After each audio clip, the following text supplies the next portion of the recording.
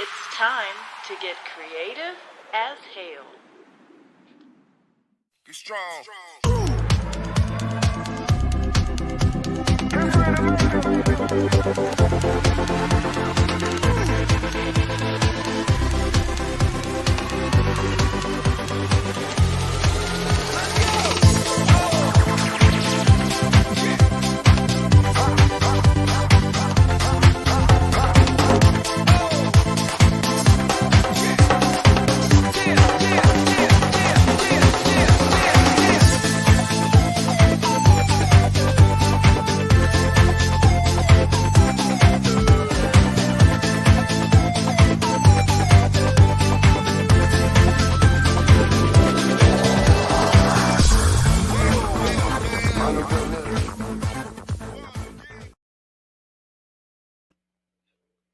Hey everybody, welcome. We are live.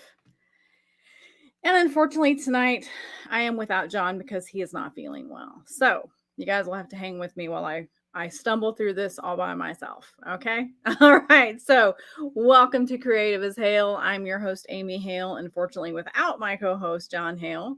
Tonight we have a special episode. We are finally getting to chat with our friend, author, and podcaster Matt Schorr.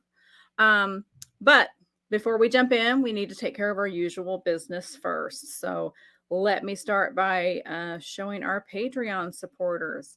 Thanks to our supporters, with their help, we've been able to purchase some new equipment for the show. And with their continued support, we will work hard to bring you the best shows, books, and other entertainment we can. Little hint. If you're a current supporter, you can currently go to my latest post and get a sneak peek of my upcoming book, Neurosis. You can support us for as little as $1. So if this is something you're interested in, please check us out at the address at the bottom of the graphic. You can also find that link in the show notes. The show notes are below if you're watching on YouTube or above if you're watching on Facebook. And we also want to talk about the Rising Tide Network. Creative as Hale is very proud to be a part of the Rising Tide Broadcast Network. Our fantastic group of shows are listed on the graphic. Take a screenshot or check out the Rising Tide Network link in the show notes for more information. If you're looking for great entertainment and education, you'll find it in the Rising Tide. And a reminder about upcoming appearances. John and I will be at Big River Con on April 23rd and 24th. So that's coming up here in just a couple of weeks. We're really looking forward to it. It's in Hannibal, Missouri. I will get that out, I promise. And we're also going to be at Riders in the River in Peoria, Illinois on July 17th. And as other events draw near, we'll continue to share those with you. Hopefully you can come to these events following the current safety mandates, of course, and stop by our table and say hello. We hope you enjoy tonight's show. If you do, if you would be so kind as to like the page you're watching on or give it a follow, we'd be ever so grateful. And if you're with us on YouTube, please consider subscribing to our channel and ring that bell so you don't miss a thing. All right, now let's get to our guest, Matt Schorr. Pull this up. I did it. Let's see. Oh, I don't have it. There we go. Didn't have it unmuted. Okay. Almost had it. Thanks for joining us tonight. I'm glad we finally got to do this despite everything that went crazy last time we tried. I'm glad we're here. Me too. Thanks for having me. Yeah. And let's see. I usually start out by asking people to tell us about themselves. So tell us who Matt Schorr is. All right. Matt Schorr is, the way I describe it, is a writer, a podcaster, a columnist, and a Halloween enthusiast. I just love it. Rolls off the tongue real well. But it's it really combo too. Yeah, it sums me up pretty well. Like I love writing, and I have a column that I enjoy doing, and I have a podcast that I run where I interview other journalists like I used to be. I'm no longer in that field, but I still stay in touch with everybody that I used to work with who is still there in the trenches and get their stories and just the experiences that they have, because we hear journalists tell other people's stories, but not their own. So that was kind of the inspiration for that podcast. And and then in addition, I am fanatical, as is my wife, about Halloween. We love Halloween. We go nuts decorating for it. We we plan every Halloween like on November 1st of the previous year. So that pretty much sums me up. And yeah, when we start diving into some of the stories that I write and tell, it's going to be no surprise what type of stories they are. So do you like do the whole like light show and everything for Halloween? Like We people don't have do at Christmas? Yeah. We don't have a light show per se. We got a lot of lights up so that people can see everything. We've got like a gigantic spider that we built out of PVC pipe that we named Aragog in honor of Harry Potter. Oh yeah. We have like an actual coffin that we set out on the front lawn with a spooky clown inside. I'm only scratching the surface. There are so many things that we do. Skeletons everywhere. And then we're always on November 1st going out to the Halloween shops. Like, okay, what can we get for half off now for next year? So yeah. Yeah, that's a good time to shop for just about anything. This is right after a holiday. Go load up for whatever's ready for next year. Oh yeah, and then we're always planning. Like we've got 3 or 4 plans in mind for this year that we want to do. We're really hoping to finally have an actual walkthrough. That's been like an ultimate goal of ours for years. Yeah. And now we're going to start. We think we're going to start this year. We were going to last year, but for obvious reasons didn't do it. But we're going to set one up. It'll be small, but be something we can build on. We'll see. So yeah. Fingers crossed we pull this off. Well, I hope so. That sounds fun. So we got people joining us. Carly Carlene says, "Hey, Amy." Carl says, "Poor John. I know it's like allergies and sinus, and he just has been miserable today." Hi, Carl. Hi, Teresa. Let's see. Brian's here. Hey, Amy. Hey, Carly and Carl. Hey, and Brian. Hey, Matt. I think that's everyone. There you go. I'm saying hello, Brian. Okay. So, and hopefully all the comments are showing up because I don't know if you guys have noticed lately, but for some reason, I don't think it's StreamYard. I think it's Facebook. But like this morning on Brian's show, a lot of his Facebook stuff, his comments were not even showing up. I went from Facebook to YouTube just so I could chat with everybody because nothing was showing up, I was saying. So if I miss you guys tonight, if I miss a comment, I apologize. I'm pretty sure it's Facebook just being janky like normal. When in doubt, blame Zuckerberg. Yeah, just we don't like him. So another question I'd like to ask is, do you think you were born writing or did something specific spark your creative interest in words? You know, I must have kind of been born to an extent because the moment I learned how to write, I started doing it. Like, I like telling people this story. One of my parents used to always take us to Florida for vacations, like everyone's parents did when they were kids. And they still have this picture of me at the condo we were staying at. Like I'm out on the balcony overlooking the ocean, writing stories about sharks attacking people. So, yeah. Oh, great. Yeah, I think it must have been somewhere in there because, yeah, the moment I knew how to read and write, I didn't hesitate. I got right into it. That's awesome. That's awesome. Especially with the sharks. That's great. Another reason to go to YouTube. Yeah, I know. If we could just get everyone on YouTube, I think it would just make it so much easier. So you have a column called The Hard Way. Now, is that what you were talking about earlier with the journalists? Yeah, I even though I'm no longer a full-time journalist, I do still have a weekly column I contribute to my hometown newspaper, the Leaf Chronicle. Cheap plug if anybody lives in or around Clarksville. It's published every Sunday, and every week I just write a story about the latest way that I screwed up. And early on, it was how I screwed up as a newlywed, then as a homeowner, and now as a parent. So, oh gosh. I think the last one I published, I said my kids are 5 years old and I still don't know what I'm doing. The newlywed and the homeowner, it's very trial and error. You figure it out together. The parenting one, though, that one blows my mind. I mean, my kids are grown. I've got 24-year-old and a 22-year-old, and I still look back and think, I don't know how we survived it. I'm just thankful my kids are still alive and that, I'm still trying to figure out what I'm doing, because you're still parenting your kids to an extent when they're grown. And I think part of the big revelation for me when I realized that I don't know what I'm doing was a few minutes after that, my eyes got real wide. It's like, oh my gosh, my father probably didn't know either. And Yep. as a child, I assumed he did. And it's like, oh my gosh, is this a Yep. thing? Is my whole family, the whole every line of Schorrs, just all of us stumbling along trying to figure this thing out? Yep.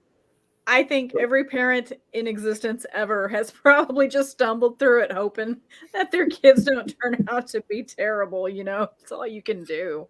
Yeah, when I see these Facebook memes where they say something like, the latest one I saw was like, if you don't teach your kid to listen when he's 3, the world can't help him when he's 13. And I saw all these streams of, responses like, amen, right on, and whatever. And all I thought was, oh, crap. I mean, it's true and it's not, because sometimes you just can't control them no matter what, 3-year-olds don't really want to listen. They're not interested in listening at this point. They've got to learn along with us. And my daughter shared one today now that she's parenting. She posted something about, wow, now that I'm a parent, I realize wasn't it how stupid all those lies I told sounded. And I'm like, yeah. You also realize that while mom and dad didn't know what they were doing, they also weren't as dumb as you thought they were. Time will tell if my son feels that way. Yeah. The older I got, the smarter my parents got, let me tell you. Yeah, I learned real quick how smart my parents were. Especially when I had kids and I was just like, oh my God, my mom did this 4 times. Is she crazy? Yeah. Oh gosh. Yeah. And then there's the friends that are like, oh, my mom had 10 kids. I'm like, well, how did you stay sane? Just the thought of that exhausts me. Oh, I know. I'm like, nope, 2 was perfect for me. I don't think I would have lived through 3. So you also kind of looking through here, you have comic books as well. I do. Yeah, so let's talk about those. Let's do it, because there's big news with one of those comics, Moby Dick. That's right. Here it is. Yeah, we currently have a Kickstarter going right now. Still got 2 weeks left. We were fully funded within our first 8 hours, which was exciting. Oh, that's great. Yeah, it's fantastic. And just quick little cheap plug. Here it is. If anybody wants to see it. I actually have one of the. Let's see here. Hey, yeah, there we go. Is that the right one? That's the latest issue, number 4. So the premise of Moby Dick, Back from the Deep, this is about the white whale returning in modern times now as a zombified beast, just causing chaos and devastation wherever he goes. So that's cool. Yeah, it goes back to when I was a kid writing stories about monster sharks. So I'm doing the same thing. Now it's just a monster Moby Dick going after people. So, and that's a unique concept. I don't think I've ever heard of like zombie Moby Dick. And is Ahab a zombie too in this one, or the undead? Oh yeah, he's definitely undead. That's the the premise of this story. When I first did it, I didn't want to just do it from Ahab's perspective, because Ahab is so iconic. It's like he'll just chew the whole thing up. I wanted the story because I had this big mystery about, because we know who Moby Dick is, but the mystery is like, okay, why is he showing up now, and why is all of this happening, and why is there this ghost ship with all these undead sailors and this crazy one-legged skeleton captain? So that the story is told through the perspective of this teenage girl named Catherine Barlow. And Catherine is just when I first came up with this, I was trying to come up with a character who was going to be I wanted somebody who was vulnerable. I didn't want somebody as immortal as Ahab, because that was the other problem with Ahab. Ahab was more immortal than Superman. So I needed a character who sees this whale for the first time and is going to be terrified. So we feel all the same emotions as this character. So that's where Catherine comes from. So Catherine experiences all of this, and she ends up meeting Ishmael. She ends up meeting Ahab and finds out that the whale, what it is just this beast that's been roaming the earth for all time. And because they were obsessed with hunting it in life, Ahab and his crew are now cursed to hunt it in death. And the only way they will ever know peace is if they finally kill it. And so, oh wow, Yeah, this Kickstarter is the latest chapter number 4. So go check it out, please. Yeah, there's the link, you guys. Kickstarter.com projects, Matt Schorr, Moby Dick, Back from the Deep 4. I know you can't click that, but I'll see about, I don't think I can even put that. Well, maybe I can copy. I don't know. I don't know if I can get that in the links, but if not, after the show, I will definitely add it to our show notes and add it to the comments so that you guys have access to just click. So you said you've already reached your goal. Do you have some special stretch goals? Yeah, we do. We've already reached our first stretch goal, which was to include posters, like this little mini posters that were drawn by a friend of mine who has done work for Heavy Metal Magazine, Dwayne Harris. He put together this really cool alternate cover with the whale that we're going to include. That's already included. That one's going to happen. Everybody who orders a physical copy is going to get that poster as well. The latest one, if we can reach our second stretch goal of $1,000, is trading cards with sketch drawings done by the artist of all the interior art, Joe Bilicic.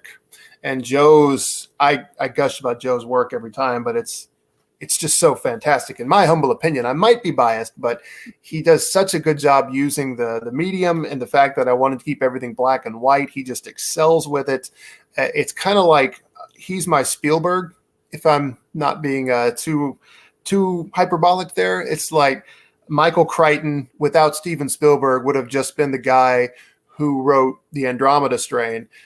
It's because of Spielberg that he became the guy who wrote about dinosaurs.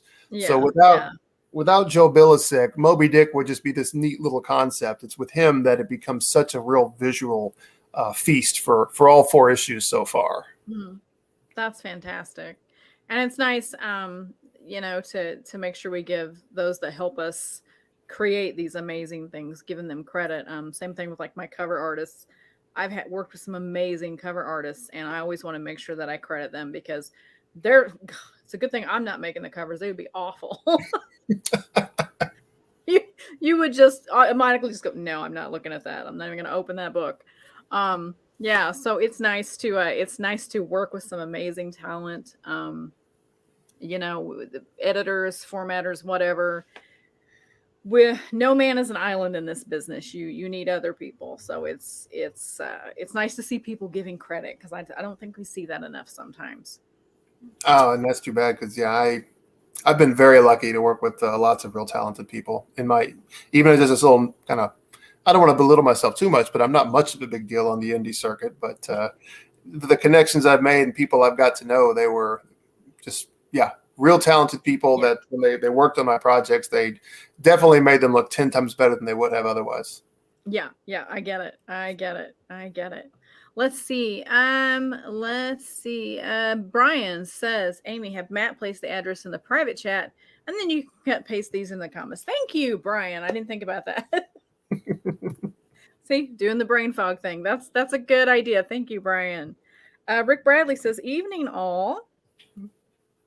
And what made you choose Moby Dick to bring back from the dead? There is a story here. This will be fun to tell. It was inspired by one of these really stupid and awful YouTube mashup videos. I don't know if you've ever seen these, where they take footage from various things and put together, like try to make up their own. Some of them are really good. Some of them are really awful. This one was pretty awful, where they took footage from the Patrick Stewart version of Moby Dick Back from the Deep and the final countdown, and made it try to look like Ahab somehow traveled through time, grabbed a nuke, and dropped it on Moby Dick. And the only part of it that's at all entertaining is where you see footage of a nuke dropping, and you hear Patrick Stewart screaming, "From the heart of hell, I stab at thee." But I don't know, where does inspiration come from? For whatever reason, that just stuck in my head, this notion of Ahab chasing the whale across time. And I didn't want time travel, because I'm not super science fiction-y. I'm much more into the horror genre. So I thought, okay, just make them where they're immortal and undead. So that's the concept. And that's where I started playing with that idea. I especially liked the idea of Ahab being cursed in death to keep hunting this whale. Like, that's your punishment and your penance, because you dragged this crew along with you into damnation, so to speak. So you've all got to keep hunting this whale down. You might be able to find peace if you can kill it, but that's a big if. that's a spoiler. We can't go there. Yeah. All right, guys, I just posted the link in the comments there, so you should be able to click on it. Let's see. He said on StreamYard, that is. Okay. Russell Allen. Hey, Russell. What in the halo? Hey, everyone. Hey, Russell. All right. And so there we go, guys. We've got it in 2 spots there. So you have no excuse not to click now. All right. No excuse. Go check it out. All right. Let's see. What else did I have on my questions? You sent me another photo, and I'm going to look at this real quick. So tell us about this. Oh, let me get rid of that comment because it's like right in the middle of everything there. Okay, here we go. That was one that I sort of did at the same time I was doing Moby Dick, and I don't recommend this. It was a lot of work putting these two together at the same time.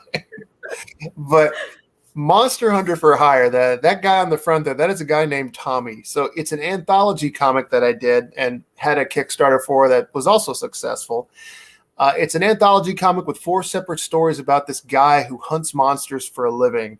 And the concept there was that I just thought, we have all these stories where we've seen people hunting monsters. A great example is Buffy the Vampire Slayer, where by the 3rd or 4th season, for Buffy and the gang, it's old hat to just go out. It's like, okay, well, we got another minion of hell that we've got to tackle. Like, okay, it's Wednesday.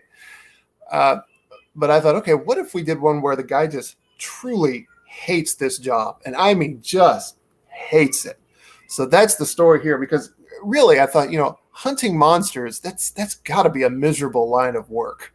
I mean, you saw the Ghostbusters, they'd come back from work covered in marshmallow and slime and whatever. It's like, oh, when's it the weekend? But I thought hunting monsters, werewolves, vampires, that's got to be brutal. The hours would be bad because you're always working at night. On top of that, you're working with something that's actually trying to kill you. And it ended up really being a lot of fun because it's a really dark comedy because you have all these stories where Tommy goes out to hunt various different types of monsters.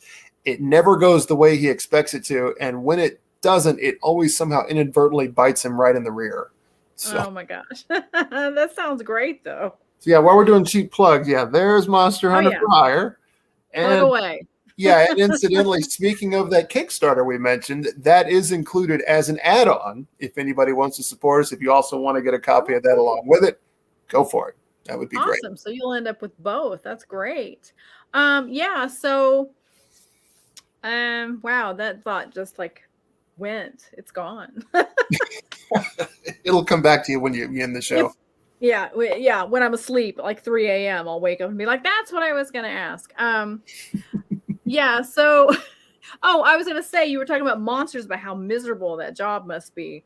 And I think do you watch Supernatural? No, I clearly need to, but it got so far ahead of me that it was just too intimidating. So please, if you're a fan of this show, my refusal to watch it has nothing to do with the show and just the fact that I was too intimidated to get into it. I totally understand. But I find it funny. It's one of those where at least you think Dean enjoys. I mean, you can tell like when he's killing the vampires or whatever he's in his element. But then at the end, he's just kind of like, I don't know if you can just kind of tell he's tired. And then of course, Sam is just like, I never wanted to do this to begin with. Why are we here? So it's a funny progression watch, especially as they get older through the series, watching how they just, continue to do it. But you can tell they're just like, why do we have to keep doing this over and over and over? That's really what I wanted to play with. And I told people, I described it as a cross between Ash from Evil Dead and Al Bundy from Married with Children. Oh, so God. That is the level of Tommy's enthusiasm in this comic. So he does what he's got to do, and he go home and put his hands in his pants. He's done. It's not a calling. He's not doing it because he was sent by any kind of divine providence. It's just the job that he knew how to do, and he can't do anything else. And so I got to go do it again. Oh, yeah. Okay, Russell Allen. Christian Basil just died. All he's seen was Dick back from the deep. Oh, you guys are always bringing it, aren't you? Yeah. So I will go back to the actual. There you go. That's what it is, not just Dick back from the deep. Thank you, Russell. Let's see, Brian. Well done, Amy. Well, thank you, sir. My work here is done. I don't know that you're ever done, Brian. Russell said, on my second run of Supernatural, so we'll have it fresh for the final season. So close, and I'll be sad that it's over. Oh, gosh, you didn't even want me to get started. I've heard there were a lot of tears. Oh, yes, so many. And there were people that hated the ending, people that loved the ending. I was kind of in the middle. I felt like it was a proper ending, but I would have loved a happier ending, you know. But you got to be true to the story. My stories aren't always, you know, perfectly ended and happy either. So I can't say anything. Russell says, I'm totally Dean. Nicholas Anthony Tucker can be Moose since he's a cryptid. True. He's the cryptid of the group, so he can be Moose. He can be the Moose. Oh, okay. So we've talked about. Did you have any other comic books that you wanted to talk about? If we're going to hit them all, I do have one left, and this is one that's a lot of fun when I'm at conventions.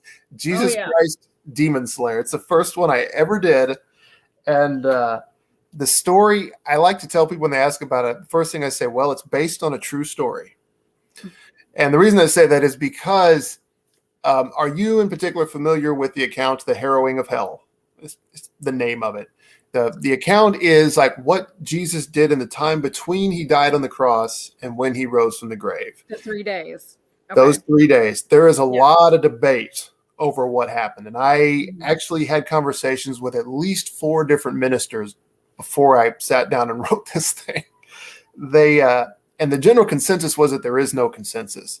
I mean, it ranges from it didn't happen at all to, you know, he went down there and locked the door and walked away to like he actually went down there and like with a sword and a bat and a shield and just laid waste to the whole place and beat Satan up and took the keys to death, hell, and damnation, and that was that. So with that, I thought, okay, there's no consensus here. There's no actual account in the Bible. I have free reign to write whatever kind of story I want. And the story of Jesus going into hell, confronting the devil, that's an incredible concept right there. So that's what this is. This is my version of the harrowing of hell with a whole lot of creative license. So we have Jesus wielding a flaming sword, fighting demons and monsters and lords of hell, and then ultimately comes face to face with Lucifer. And incidentally, the cover here, that was also drawn by Dwayne, the aforementioned heavy metal magazine artist. And just for the record, he drew this before Jason Momoa became a big star. So that was not the inspiration for this. Everybody seems to think that now. Oh, that's funny. That's funny. Well, that's awesome, though. I mean, that's an interesting way to share that story. And I like the idea that you just, since there is no consensus, you have free reign. Yeah, and I have interesting conversations. It tends to be the biggest conversation starter at any convention I'm at. I can imagine. Yeah, and there are 2 types where the one will be, I've had several people, religious people, ministers, a few points have stopped and looked at it. And one even looked at me and he said, "Are you respectful?" And I said, well, okay, if you ask me, I'm going to tell you yes, because I treat Jesus as the ultimate hero in this story. I mean, I really treat him the way good writers treat Clark Kent / Superman. You know, he's truly good. He's noble. He's all about doing the right things. And I said, but I do understand that I have a story where I have that Jesus, you know, wielding a flaming sword and cutting up monsters. And some people might take issue with that. So I think it depends on your term of respectful, I guess, probably. Yeah, because people are very uptight about the subject. They can be, yes, and I understand that, and that's I knew that when I decided to write the story, so that's fair. But the other odd response I got was from one woman who was completely non-religious. She asked me, does Jesus win in the end? Because if he does, I don't want to read it. I said, well, wow. You might want another comic then. Yeah, this one may not be for you. that was kind of the one part of the story that was set in stone that everyone agreed on that I had to stick to. Spoiler alert, right? I mean, according to everything we've read, in 3 days he did rise again. So yeah, we just had the holiday. So I just said, okay, well, it's a big convention. There's probably other people here you'll like. Yeah. It's interesting the people you run into in conventions. There's definitely, I've had my share of people that when they walked away, I went, what? I've had that. Yeah, you just think, okay, I'm just gonna move on. So that happened. Yeah. Then you go back and you have the story. Yeah. Like you're just like, you're not gonna believe. Oh, let's see. Brian says, imitates Nick Tucker. I'm not a cryptid. Well, not much. Okay, so Carl says, so do you have a podcast or an internet show now? And you do have your podcast, right? I do. And I also share the episodes on YouTube. They go live the same day as the podcast drops. The next one will be actually coming out on May the 3rd. I always try to drop them on the first Monday of the month. And like I said earlier, the podcast, it's called Tales from a Small Town Journalist. And I was a small town journalist for 10 years. Worked for a very small newspaper at first, and then a slightly bigger one the last couple of years. And that's the one that I still contribute a column to. And I decided, people working for small newspapers, you have really unique experiences, unlike, I think, any other people out there. Because, in addition to one editor I had said that journalists are always on the forefront of history, whether it's major history or even tiny little history, they're there. And that's true. So every quirk, every nuance about a town, some journalist is there to experience it. And however goofy, weird things there are, the journalists are there to record it. Like, for instance, myself, one of my favorite stories that I tell is one time it was an afternoon, it was quiet. And my desk at the time faced a window, and I looked up, and right across the street was downtown, because small community newspapers are always right there at the town square. So I looked up, and I saw a cow running across the street in front of our office. And 2 to 3 seconds later, I saw 4 or 5 veterinarians chasing after this cow on foot. And then 2 or 3 seconds after that, I saw 4 or 5 cops on foot chasing the vets. And I turned around, my editor sat behind me, and I just looked at him and I said, I got to go take a picture of that, don't I? He said, yeah, you better hurry. So that became my afternoon was chasing down. So then you have the cow being chased by vets, being chased by cops, being chased by me. So that was my afternoon. That's fantastic. I love that.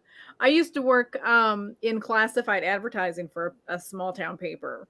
I say small town, it was 26,000. So not super small, but not huge either. And yeah, the stuff, and just even in classifieds, the stuff people would come in and bring that they would want to advertise, I would have to go back to my manager and go, are we allowed to even put this in the paper? And then there was the small town stuff, the little stories that just always caught your attention that were cute. Or I don't think we ever had cows. We did have a guy, of course, this didn't make the paper, but we did have a guy that used to mow the lawn that was, I don't know if the word is challenged, but he had some strange theories in his head about a lot of stuff. And he came in one day and he told us to tell the owner that he mowed everything except for like this little one patch. You couldn't mow it because it was monkey grass, and he didn't touch monkey grass. So he mowed this entire lot except for this one spot. It was just like another time he came in and said he had and he came in with this like, what do they call it? Manifesto, saying that the Queen of England had given him the newspaper and that he owned it now. And I mean, it was just stuff like that all the time. It was always interesting. We had a few of those. We had like this lady one time who came in saying that she worked in secret for the president, keeping an eye out for Al-Qaeda cells operating in our town. And we had a town of 10,000 people and no historic monuments whatsoever. The most historic was a set of graveyard markers. Like Al-Qaeda had no interest in our community. Yeah, I grew up in a town about 8,000. I think the most interesting marker we had was a cannon that pretty much every little town has, is a cannon in a park somewhere. That was probably it. See, we didn't even have that. So there's no reason. You have a cannon? We didn't have that. I mean, come on. What was the point? You're like, oh, let's see. Russ Ellen says, man, it just jumped big time, almost at 1,000. Oh, wow. Well, in real time, let me say thanks, guys. I appreciate it. That's awesome. And so there's a link. So you guys definitely check that out. That's exciting. Calling all cars. We got vigilante beef on the run. Oh, if only I could have made that the headline for that. Oh, that would have been fantastic. Yeah. The cow chase sounds like something from Benny Hill. It really all does. it lacked was the Yakety Sax soundtrack. That would have been fantastic. Let's see, which was silly. As a farmer's daughter, I probably could have done better than this factory suit. What did I miss? Oh, wait, here we go. We had a buffalo running along Illinois State Route 1 year. I wasn't allowed to leave work until someone could walk me to my car, which was silly. As a farmer's daughter, I probably could have done better than this factory suit could. Yeah. Probably. Oh my gosh. Yeah, the animals are always so entertaining. I guess if we're sharing stories, one other really funny one, and I told this one the very first episode I ever did, my own personal story, where there was this manhunt going on for this guy, and it'd been going on for a couple of days, and like they shut down the town, and like schools were on lockdown because he was like armed and dangerous. I mean, people were really worried about this guy, and the sheriff invited me to ride along with him while they were hunting for him out in the county. And so I went, and I never forgot this on my way out. It's like everybody in that office, and it wasn't a huge office, but they all lined up. There's about a dozen people watching me go out the door like I'm walking to my death. So it's like, be careful out there, be careful. So I said, okay, yeah, I will. I'm going to be with the sheriff. I mean, so I rode with the sheriff for, I don't know, a few hours. And the way this all comes to an end was at one point we stopped at this gas station and we met this Amish gentleman. And of course, the sheriff knew everybody. And there was an Amish community right outside of town. And I had a conversation with this Amish guy, and he and I now know each other. Anytime I go back, if he sees me, he always waves. But, you know, we said our pleasantries. Then we was like, okay, we got to go find this guy. We went on. And there's this call that comes in after we're, I don't know, a mile down the road that he's been spotted just where we were. So like right out of a movie, the sheriff hits the brakes, tires squeal as he does this quick like U-turn, like without even leaving the lane. It was amazing. And then he goes back. And as we're going back, we see the Amish gentleman in his buggy. And it's one of those real cheap ones. Doesn't even have a roof over it. And he's waving at us and then kind of pointing into the back of the buggy. And as we pull up, we see this guy. Now, to put some context on this, it was like late May and like West Kentucky. You can imagine the heat. So this guy has been out in that kind of muggy, humid heat for 2 days in the forest. Like this guy looked miserable, about to die. And apparently in his desperation, he thought his best line of escape was to hitch a ride in an Amish buggy who just so happened to be good friends with the sheriff. The sheriff pulls up, he looks out, and he says, "Are you the man we're looking for?" And he just, "Yes, sir, I am." And the sheriff, and I'm not making this up, says, "Do me a favor and just stay right there." He just hops out of the car, puts the guy in handcuffs, and that's how the story ends. This big manhunt. It was just too miserable to keep going, I guess. Yeah, it was just this big manhunt. Everybody's thinking there's going to be a shootout, someone's going to get hurt, and it ends because he hitches a ride in an Amish buggy and he's too exhausted to do anything else. He's too tired to care at this point. Those are the type of things you only see in small town journalism, I'm convinced. Yeah, I agree. Russell Allen says, we live in the middle of town, and every year there's a chicken that randomly walks down the road behind our house. No idea where it comes from, but it's every year. Is there a chicken plant nearby, maybe? I don't know. Maybe the chicken's randomly escaping. we had one. And yeah, every now and again a chicken would get out, and they said they see it kind of ducking its head around the cars that went through the parking lot. Yeah, I raise chickens now, and I am learning about how interesting chickens are. They are hilarious little creatures. They are funny. Oh Hmm. goodness. Let's see. So okay, so we've got Carly, McKayla, Carly. Oh, okay. So have we covered your comic books then? I think we have. That's every comic All I have right. so far. Awesome. And you guys, thank you so much. You are up to 954 Wow. Thanks on very much, guys. I appreciate that. on your Kickstarter. So yeah, so you guys keep checking in there, keep supporting. You guys, you have no idea how much the support means to It really independent. does. I often say like indie creators, like we live and die by every single bit of support we have. So all of it Yep. matters. So Yep. yeah, thanks so And much. if even if you can't donate, financially, if you can't contribute, share the Kickstarter, share it with people you think would be interested in a zombie I mean, who wouldn't be interested in a zombie Moby Dick? I mean, Right? that's just I mean, if not, I don't know what's wrong with you. I'm sorry. Let's see. Carl says I drove around for about 30 minutes just to see a llama in Illinois. The things we do for entertainment, right, Carl? Let's see. Russ Allen wants to know, what is your favorite series? Okay. Are we asking like comic book? Are we asking novels, movie, TVs, or Book. Clarify for us there, Russell, so we know which, or you just mean anything. yeah, Just let us it's know for broad. sure. Yeah. I was Yeah, that could thinking. be a lot of things. Yeah, While he's clarifying for us, you also write novels, correct? I do. Yes. All right. So tell us about those. Okay. A lot of my novels are geared toward younger readers, and might as well just have all the cheap plugs here. So the first one I did, and you're going to see a theme in like the stuff that I write: Attack of the Zombie-saurus Rex. That's So awesome.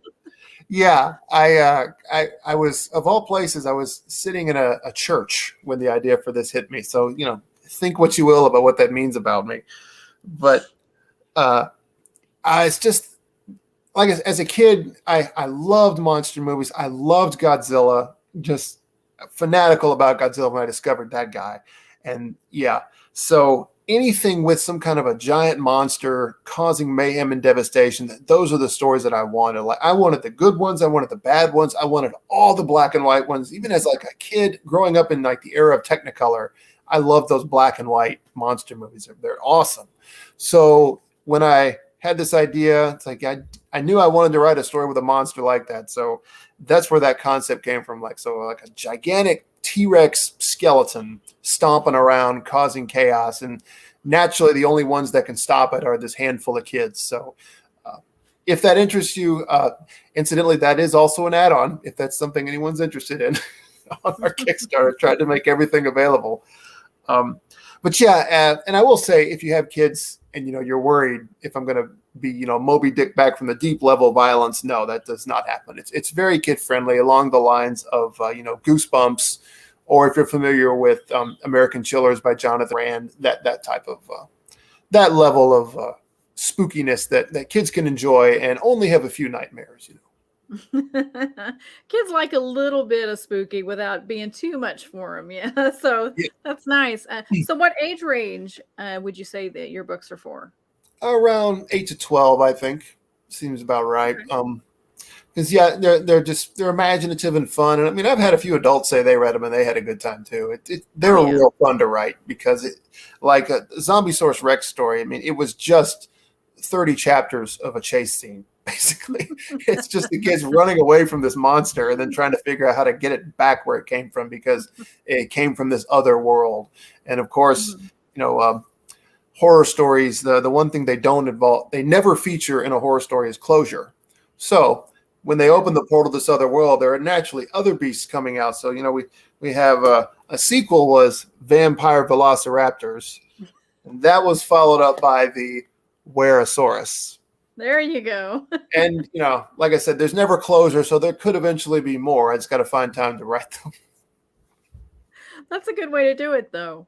And parents, if you've got kids in that age range, summer reading is coming up, so keep that in mind. Check it out. Definitely. Yeah, and let's see. Let me grab. So go to mattschorr.net for all of this stuff, you guys. Okay, definitely go check that out. Let's see. Let me move back to where I was. Okay, so Russell says anything, movie, book, comic. Okay. Well, I'll start with movie because I can answer that. A favorite movie that probably inspired me more than anything else is, and I don't know how many people know about this movie, but it's called Bubba Hotep. It stars Bruce Campbell, the legendary Bruce Campbell, star of Evil Dead. And the concept of this story is Bruce Campbell plays Elvis. And the idea is Elvis really is alive, like everyone insisted. And what happened was he swapped places with an impersonator way back. And then that impersonator is the one who actually died. And then Elvis could never tell anybody it was really him anymore. So now Elvis is spending his final years in a nursing home alongside Ozzie Davis. It's the last film Ozzie Davis ever made. And Ozzie Davis is convinced that he is really John F. Kennedy. So there's these two crazy old men in a nursing home, and that's your premise. And they're just kind of spending their final years there, wasting away, when all of a sudden it's besieged by a mummy. And this mummy, for whatever reason, wears cowboy boots and a hat. That's never explained why, but that's what he does. Maybe because the whole film takes place in Texas, I don't know. But anyway, it was inspired by a story by John R. Lansdale, and it's hilarious, the concept. It made me laugh, and when I heard about it, I was like, I've got to watch this movie. But at the same time, it made me laugh, and then it almost makes you cry because it does such an amazing job over the course of this story, pulling you in. And as crazy as these characters are, you really start rooting for them. You really want them to overcome this obstacle that they've got. And, for somebody, like an Arnold Schwarzenegger, this mummy would have been an easy thing to defeat. But for a 75-year-old Elvis who has a bad hip and can barely walk, it was a pretty good challenge. Yeah. So anyway, it's if you haven't seen it, I recommend it. If you can find the book that it's from, it's a collection of short stories about Elvis that Lansdale did. Great book. Go for it. But yeah, I love it so much, and nobody loves it as much as I do. It always makes me sad when I watch it with other people. But the idea of just a wild concept managing to still be such a good story that it really makes you feel something, I think that's what inspired me the most about it, because that's what I try to do with all of mine, even with Moby Dick. And that's part of the reason I brought in Catherine, was I wanted a character who you could really feel something for her when she deals with the tragedies of Moby Dick. As wild as this concept of a zombie Moby Dick is, while she's struggling to deal with all of the the chaos and the loss that comes from that, I wanted people to feel that along with her. So if you read it, you decide how good a job I do. Carlene says, I love Bubba Hotep. I own that DVD. Movie night. I'm gonna have to look that up. I understand what you mean about being sad that people don't love it as much as you do. Every time I see my dad, he's like, he used to be, have you seen Tucker and Dale versus Evil? That's like my dad's favorite movie. Yes. And he'll ask me, have you seen it yet? Have you seen it yet? And so finally I sat down and watched it, and I came back over to visit him, and I was like, that's hilarious. I love that movie. And now every time we get together, we end up back on that subject of that movie. And even though we've seen it 100 times, it's just one of those, it's completely off the wall. It's ridiculous, but it's so much fun. It's really good. I actually own that one. I ran out and bought that one. I'm going to have to as soon as I find it on DVD, because I know I'm going to be sad when I can't find it online. Let's see. Ryan's joined us. Hi, Ryan. And he shared. Ryan. Thank you so much. We appreciate it. Yeah. And then Ryan's going to ask this hard question again. He asked this. Ooh. He asked this on a show I was on. I was like, I can't answer this shit. So, okay, can you answer this question? 5 books that belong on everyone's bookshelf. Let's see. I'm going to have to at least put Lord of the Rings in there because I love Tolkien.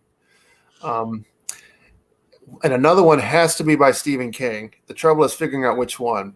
I'm gonna go with The Stand because that's his epic. And if I got to pick a favorite one that he wrote, I'm going to go with Hearts in Atlantis, not because it's his best, but because that's the first one by him I ever read. And that's what really drew me into Stephen King. It was a gift from my uncle, so it's got a little bit of sentimental value there. Sentimental, yeah. So what is it? That's 3, right? That's 3. Oh my gosh, 2 more. Let's see. This shouldn't be that hard a question, but it's just like yeah. I tell you what, I'm going to go with a comic book now. I'm going to go with All-Star Superman, because Superman, I don't care what anybody tells you, is the greatest superhero of all time. And this book showcases that better than any other book out there. So All-Star Superman. And then if I got to pick a 5th one, I'm going to have to think on that one for a minute. I'm going to make my wife happy and say Harry Potter. There you go. I was going to say, when I was asked, I finally just went, you know what? I've got like 12 books. Pick 5. I don't know. That's what I should say. The 5 books should be Moby Dick, Back from the Deep. Jesus Christ, Demon Slayer. Jesus Christ, and this other one I didn't mention, That Time I Saved the Universe. Yeah, all of them. Yeah, get those on there. That should be on there. Yeah. Let's see. Carly says Carl hates it. Oh, let's see. Favorite movie or TV series? Well, you talked about movies. What's a TV series that you love?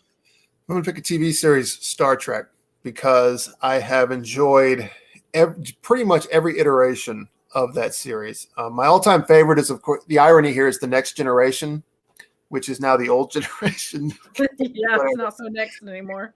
But that's the one that I fell in love with, and then went back and learned about the original series. Then I loved the movies, and then I liked Deep Space Nine. I liked Voyager. I liked Enterprise. Took me a while, but I like Enterprise, and I like the new ones. I'm so excited right now for all the Star Trek that's going on.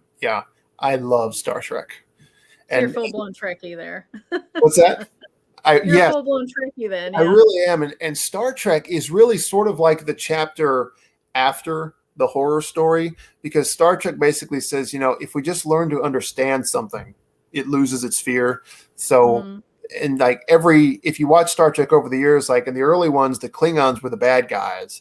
And then by the Next Generation, when we learned about the Klingons and we find out why they are the way they are, well, suddenly there's actually some nobility there. We can appreciate them. And he does that with every one of them, like the Romulans, and we learn about them. And then the Borg, we learn about them. And so, it's such a great show. Yeah, I feel the same way about Doctor Who. Doctor Who is good. Yeah, I've been a Whovian since I was old enough to understand TV, probably. I started with the 4th Doctor, Tom Baker, when I was a kid. And same way, the Doctor's all about, trying to find the peaceful solution and understanding each other and moving forward. And I love how each actor brought out a different aspect of his personality. You had the angry doctor, you had the remorseful doctor, sometimes you had some just like confused. Yeah. A little goofy, but they made it fun. Let's see. Rick says, I had Bubba Hotep. Amy, I'll bring it by. All right. You got a deal there, Rick. I want to see that now. Russell says, LOL, Tucker and Dale versus Evil is so good. It really is. Officer, we have had a doozy of a day. Officer, you are not going to believe these kids are just throwing themselves in the wood chipper. Yeah. First time I saw it, I think I cried. I laughed so hard. Same. I was just like, he goes, what are we going to tell him? And then the officer comes up and he says the exact same thing. And you're like, well, there you go. Oh, and where he loses his fingers and he comes back and he goes, I'll bring the finger sandwiches. That one always gets me too. Oh, yeah. That was so good. Such a great movie. Superman fan here. I like this guy. I got to read All-Star Superman. Yeah, you have to go look that up. Do it. Yeah. Everybody should read All-Star Superman. Grant Morrison is such a phenomenal writer anyway, but he gets Superman better than anybody. That series is so great. And it's 12 issues, one series, and you're done. So have you ever had a chance to make it to our area to the Superman celebration? Oh, yeah. I went there every year previously before I started trying to be part of the actual Writers Way Artist Alley. Anyway, yeah, I never missed it until last year. I was so depressed when they canceled it, and Yeah. I'm going to try to come this year just to attend. Yeah. Just because of I don't know, it's touch and go this year, but I'm planning. We're planning to be there in July. But yeah, I love the Superman celebration. I'm hoping we're able to make it as well. It's something that we always try to attend, and like I said, last year it was just like, and of course I don't know. I know sometimes they have it June or July. Is it usually June? It's usually June. They pushed it back this year. Yeah, and it's always hotter than crap in June. It is. So it's going to be more miserable in July, but it'll be worth it just to get out and see people again. There's something special about it too. I don't know. I maybe I'm too sentimental with it because it's close to my hometown, but there's something special to it in the sense that like it's Metropolis, and I know it's not a big town, but it's like it really is, Superman's hometown. So you kind of have that kind of funness to it. Yeah. But it's also people really do travel across the world to come to this thing. So it's got that kind of big, larger than life feel. And yet at the same time, it's very much just a small town celebration. You don't have to deal with like paying $30 to park. You just find a place. All the businesses pretty much, unless it's changed, they're like, hey, you can park here because everyone benefits from it. There's there's a big community aspect to it. We've never had trouble parking. I don't want to say it's been a cinch, but we've never had to park miles and miles away. It's just, I don't know, everything about it. It really is a wonderful, of all the conventions I've gone to, it's one of my absolute favorites. Maybe because it's not even really a convention. It just combines all this great stuff. Yeah. Yeah. And I'm like you, I like the intimacy of it. They bring in these, various celebrities, and they have all the contests that they have. And then it's so much fun. And you don't feel, like when you're at a big Comic-Con and you just feel disconnected and just kind of confused. And it's not that way. They're so great about making everyone feel welcome. All the cosplayers walking around, taking pictures with everybody, and God bless them in that heat. Oh my gosh, my kids do it as well. They'll dress up and go. And my daughter was Harley Quinn one year, full makeup in the works. And by the end of the day, it was so hot, her makeup looked like she'd been crying because it was just running down her face. But she had all the kids taking pictures with her, and that was especially when Harley Quinn was a really big deal at that point. With the Suicide movie coming out and all that, Suicide Squad. But my son wore one with a helmet, and he took it off and he looked like he'd gotten out of the shower. I was like, that was a bad choice. Yeah. But yeah, it's such a great event. And Ryan, I can't remember where you're at, but if you love Superman, definitely try to make it to the Metropolis Festival. It is a lot of fun. Yeah, I can't recommend it enough. It's great. Yeah, definitely. Lord of the Rings, Redwall, Battlefield Earth, the Golden Compass series. Okay, so those are Russell's favorites. Carl, as soon as he said Bubba Hotep, I rolled my eyes when I heard her squeal.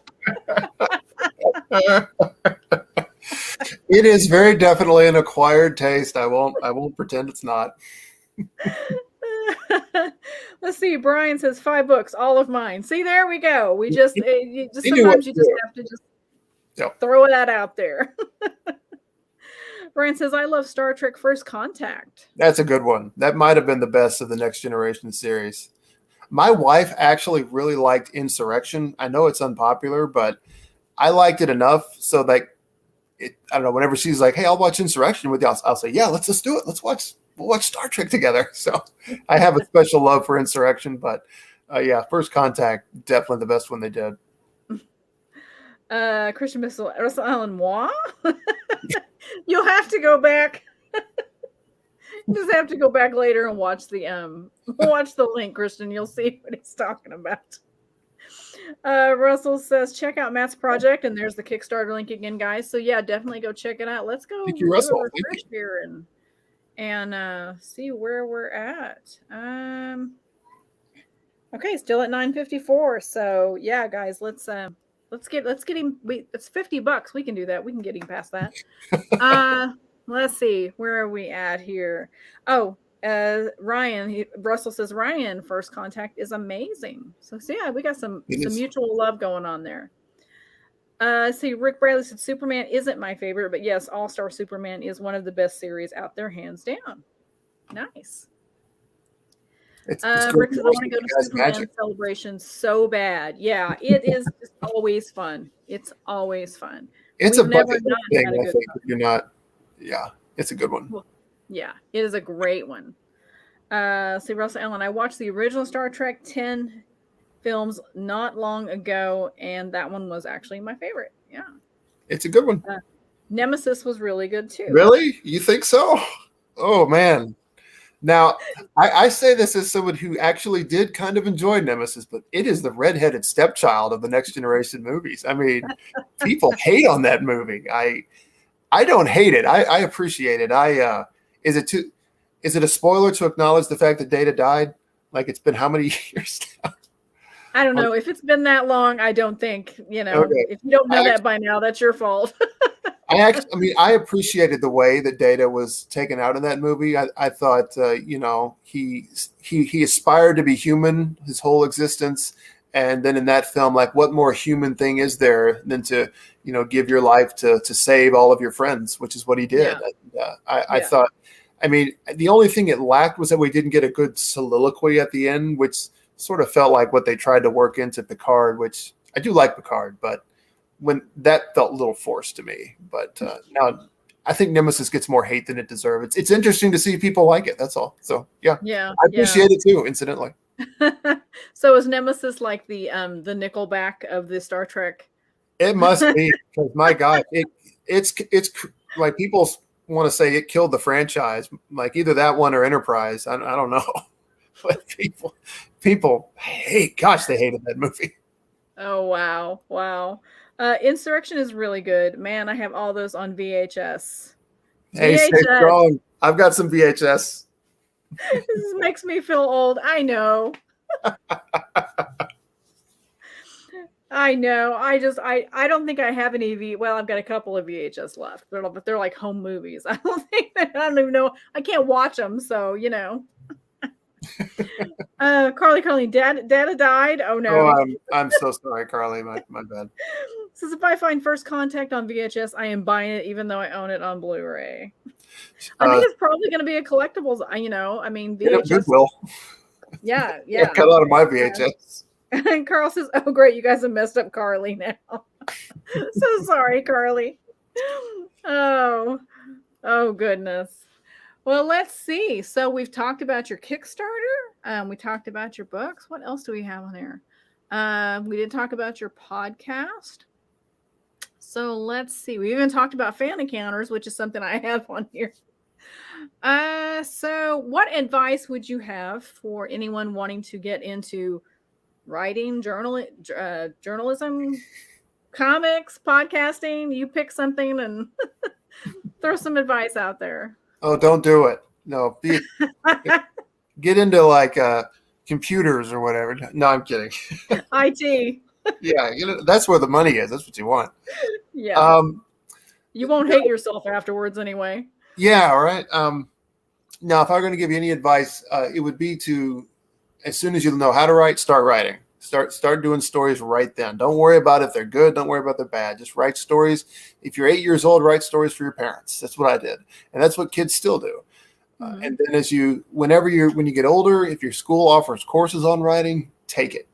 Take whatever you can, and then at the same time, read all you can, because that's where you're going to get your ideas. That's where your style is going to come from. Like, everybody's kind of an amalgamation of all the authors they've read before. So yeah, read and write and constantly do it. And then from there, when you do move on and you get finished up with college, just look for whatever opportunities you can. Yeah. If you want to get into journalism, I kid about not doing it, but we need journalists. Like, my gosh, do we need journalists right now? And we especially need journalists that write.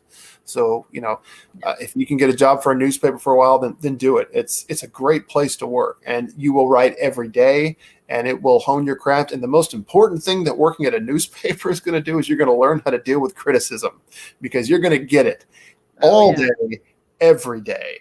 And I'm not just talking about from people reading it. I mean, that editor, if he's any kind of editor, he's going to be hounding you on a constant basis, telling you what you got wrong, what you need to get right next time. So, And so the last thing would be surround yourself with other writers. Kindred spirits, get in, read and write each other's stuff, offer advice. That sort of thing. And then anytime you can, now that we're like in this sort of digital global community, if you have friends that launch their own Patreons or Kickstarters or whatever, and this is self-serving to say this, but support them over there, either share it or pitch in $1 or $2 if you can. And then that way, and then when they turn around and you have something, they do it for you. It's just sort of good form to do that. So support all your fellow creatives in any way that you can. So it's a lot. I hope it's not too much. No, that's all good. That's good. It's good karma to show support. I think. And, like we say with the Rising Tide Network, Rising Tide raises all ships. We're all trying to help each other achieve this dream that we're searching for. So that's great. And I'm always amazed at people that tell me that they write or they want to write, but they don't read. How does that work? I don't know. It kind of blows my mind, but I have talked to writers who are like, I don't read. And I'm thinking, really? You don't? I mean, what, you learn from other writers. I think it's vital that you read. Obviously you're not going to take their ideas, but you just learn so much from reading, especially if you're writing in a specific genre. Read that genre, find out what people like, find out what, what sells, what doesn't, the different types of ideas that go into a book. Because I think a lot of people have an idea for something and they write it and they assume it's one genre. And then you find out later, no, it's technically that's this genre. But they've never bothered to pick up a book to find out what's popular. So that's my little rant for the day. Let's see. Okay. Brian says, for those who didn't like Nemesis, try watching Star Trek 5 and remember things can always get worse. I'm with him on this one. Star Trek 5 was the worst. My gosh. It had noble aspirations, but it achieved none of them. It's been a while since I've seen any of the Star Trek. So which one was that one? That is the one, and I'm not making this up, where Spock, Kirk, and Bones, they get together and search for God. Okay, I have not seen that one. Sounds like I didn't miss much. Oh yeah, you did. You missed. I did. Yeah, it's one of those. It's like almost so awful it's great. Okay. So I'm used to watching really bad movies with the help of like Mystery Science Theater 3000 or Riff Tracks. They would have a field day with Star Trek 5. They might have already. I need to look and see if they've done that one. It probably is up there, I'm sure. I'm sure it is. Let's see. Russell says, I have the whole series on VHS, DVD, and Blu-ray. I think I have a problem. That's not for me to diagnose. You'll have to talk to your therapist. Yeah. Ryan doesn't think so. He says, awesome, Russell, keep on collecting. I can't criticize because, I have like shelves upon shelves full of Superman comics. So yeah, I can't talk about collecting. That's not something I can criticize at all. I have way too many Funko Pops and a few other things. I'm out of room for, yeah. Russell says, it's hard to believe those movies are old enough to be on VHS. The effects were so good. I agree. I think a lot of those were really groundbreaking, and it's why I really hate that you can't get those old versions of Star Wars on Blu-ray or DVD now, because even though maybe by today's standards they're not as good as they could be, they were groundbreaking at the time. It was astounding what George Lucas managed in that first movie. Mm-hmm. And it's I think that needs to be I agree. That's my little soapbox there about preserving the accomplishments of filmmaking. I agree. Ryan says, I got a mountain of books to read this summer and I want to write my first short story 2021. Let's do it. Yeah, do it, Ryan. Yeah, absolutely. And you're getting, Russell says do it. Says, yeah, the VFX were seamless in those films. I'm always amazed, especially when I look back, because I don't know, there's some that are so, like, a kid of the 80s here. Some of the stuff in the 80s, late 70s and 80s were so bad. And then there are others that were just astonishing. Even today, you're like, wow, they did so good with that. 2001. That's a great example. Yeah, exactly. Yes. 2001 was kind of mind-blowing. See, now 2001 takes that sort of concept of a spiritual journey in a sci-fi setting far better than Star Trek V. Yeah. And it was much freakier. Yeah, it was. Much freakier, yeah. Let's see. Brian says, what use has God for a starship? That question was asked like 3 or 4 times in that movie, and you got to ask it as imagine it being asked by William Shatner. Oh gosh, so it's very dramatically asked. Oh, at the height of his Shatnerness too. So. Oh my gosh. Have you heard of that game called Shatner? I don't think I have. I might once you start telling me about it. So it's like if you're with a group of people and you're all talking and somebody yells Shatner, everyone has to start doing the what? Hey, have to really get into his persona. I'm not hanging around with the right people, clearly. It's hard to keep a straight face with a bunch of people doing that. I'm telling you right now, no matter how serious the conversation is. Oh my gosh. Oh, well, let's see. I think I've gone through most of my questions. Oh, okay. So I do have this one weird question that I'd like to ask. Sure. What weird food combinations do you enjoy? Weird food. I have heard some strange stuff on this show. Let me tell you. I'm trying to think of combinations because I like so many different types of food. What would be a weird combo? I can't think of anything. You don't have anything. I think I once strange. I once had wine with pizza. Is that weird? I think that's pretty normal, actually. Because I've heard it's supposed to be beer, and I don't like beer. Yeah, I'm not a beer person either. I prefer wine. I prefer wine or actually hard liquor than a beer. But yeah. So like, I think I've heard. I think somebody had a banana and tomato sandwich or something. There's been some stuff that I went, really? But then there's other stuff people have told me about that I never thought about putting together. And then I thought, well, kind of sounds good, actually. I've put potato chips on a sandwich. My husband does that as well. A lot of people do that, though, so I don't know if that's so weird. Yeah, I don't know if that's considered weird either. I like to mix my mashed potatoes and gravy with my corn. I don't know if that's weird or not. I think that's something a Southern thing. It probably is. I grew up in Oklahoma, so that was something I think something we all did.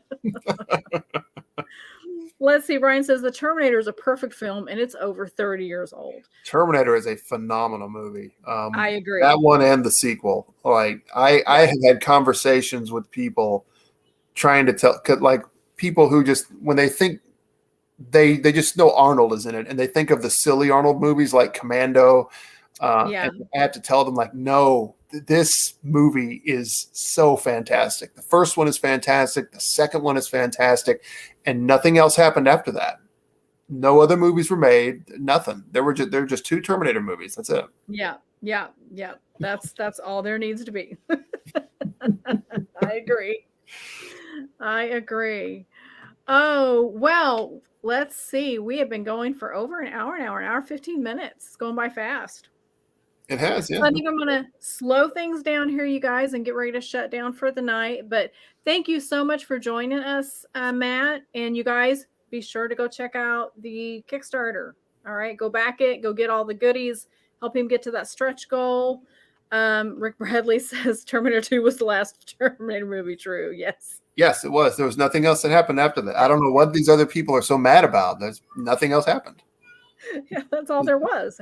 Yeah. There's a third movie. No, there's not. Carly speaks blasphemy. This Oh gosh. All right, guys. And here comes Nicholas Anthony talking. If you're talking perfect older movies, the first Jurassic Park was amazing. Okay, I agree with that too. I loved Jurassic Park. There's so much to be said about why that movie was so great compared to everything that followed. Yes. So there were 2 Jurassic Park movies, then nothing else happened. Yeah, and of course with Jurassic Park, it was like going into the theater, having that surround sound, and what is that THX or whatever that come across the screen. Yeah, and that was fairly new at the time. Mm-hmm. if I remember correctly. So, you just had that like blasting you in the face. And then, yeah, just like the dinosaurs, the whole room felt like it shook. It was just such an experience. Yeah, I hate that people miss that sometimes when they don't go to the theater. And yeah, people have surround sound and big screens and whatnot, but still, there's just something about the theater experience I think that's kind of cool, especially with something like that. But I actually saw that at a drive-in. did you really? If you really want to go old school, yeah. So I didn't get the Dolby surround sound, I guess, but the car had a good sound system. But, that helps. My biggest memory of that is I was young. I might have been 10, and I just remember the T-Rex attack scene. Like my heart was just pounding in my chest, even though I know it's Spielberg. He's not going to kill a couple of kids. It's not going to happen. Although he did Jaws, but I just knew no way this is going to happen. It's still, gosh, because I think in addition to being the first time I really saw computerized special effects, he blended it so seamlessly with live action stuff. Like they had a full scale T-Rex robot that they used, and they were for props and there are times where he did stuff where it, like you didn't see the T-Rex, but you knew it was there because you had that big thumping sound and like the water vibrates and just building that tension up. Yeah. Yeah, he's just such a master storyteller when it comes to that medium. And so yeah, it was. It might have been like the last amazing experience I had at a theater. Yeah, I think, of course, you mentioned drive-ins, and I saw Star Wars in 1977 at a drive-in. Oh, God bless you. Yeah, sitting in the back of my parents' station wagon. We laid everything down. My mom brought popcorn from home. We had sleeping bags and pillows, and we watched a double feature. Oh, that would have been an amazing thing to see because, like, that's bigger than a traditional theater screen. So, and then it probably was nighttime, and so, like, there it is. Oh yeah, gosh, that would be great. It was a unique experience, especially for that time. So, yeah, going to see Star Wars when it came out, I was 5. It stayed with you. But yeah, it stuck with me. Exactly, that was one of those experiences that I will probably remember the rest of my life. Yeah. Let's see here. What Rick says the others were bad fan-made movies. I'll give Dark Fate a little bit of props. It was the best of all the follow-ups. I know people are mad at it for certain reasons, but it was a well-done movie. And at the very end, when Arnold says for John, I did actually feel a little bit like I felt something. It's like, this is okay, not bad. I'm having fun. I'm glad I'm watching it for free. And then I didn't go to a theater. I saw it for free on TV. But then, like at the very end, where Arnold said for John, then I was like, "Oh, you son of a!" Oh, yeah. Made me feel something. So Ryan says Back to the Future is perfect too. Back to the Future was fun. It was definitely a fun movie. Easily the best time travel incest movie ever made. Yeah. I say that with love. I love Back to the Future. That little twist there is kind of. If anybody is familiar with the pitch meeting series from Screen Rant, you got to go look up the one they did about Back to the Future. It's priceless. Oh gosh, I have to go look that up for sure. Then, yeah. Clue is the greatest movie based on a board game. I don't think anybody can argue that. I really enjoyed Clue. Now, Russell says, Rick Bradley, come on, we all know you secretly love Battleship. Well, it's the second best. Oh gosh. Okay, guys. And with that, we are going to say good night. Thank you all so much for joining us and bringing your awesome comments and your questions for Matt and I. Thank you for backing his Kickstarter.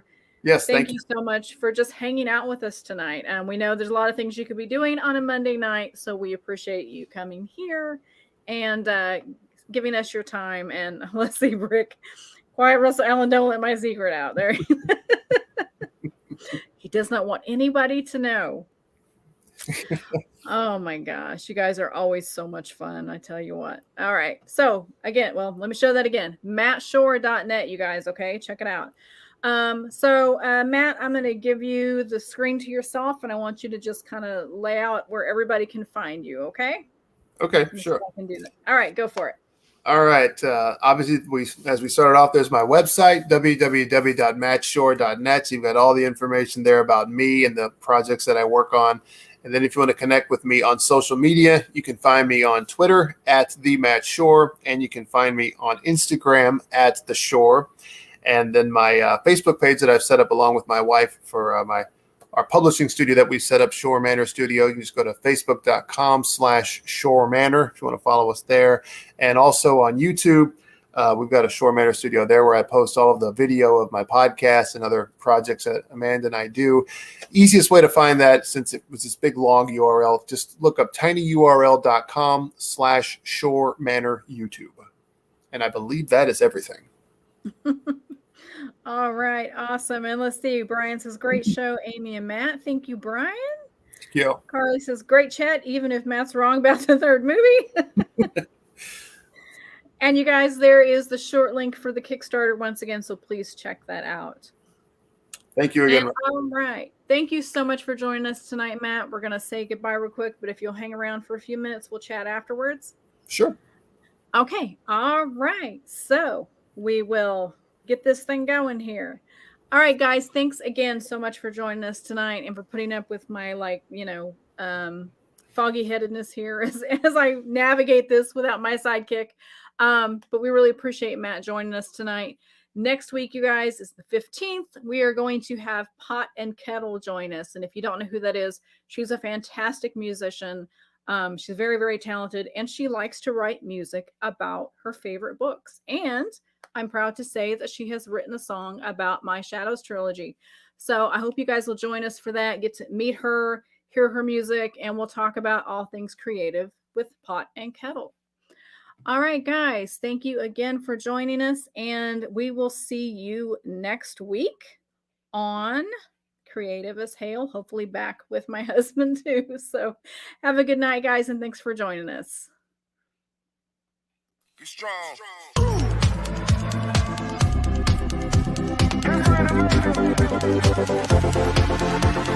strong.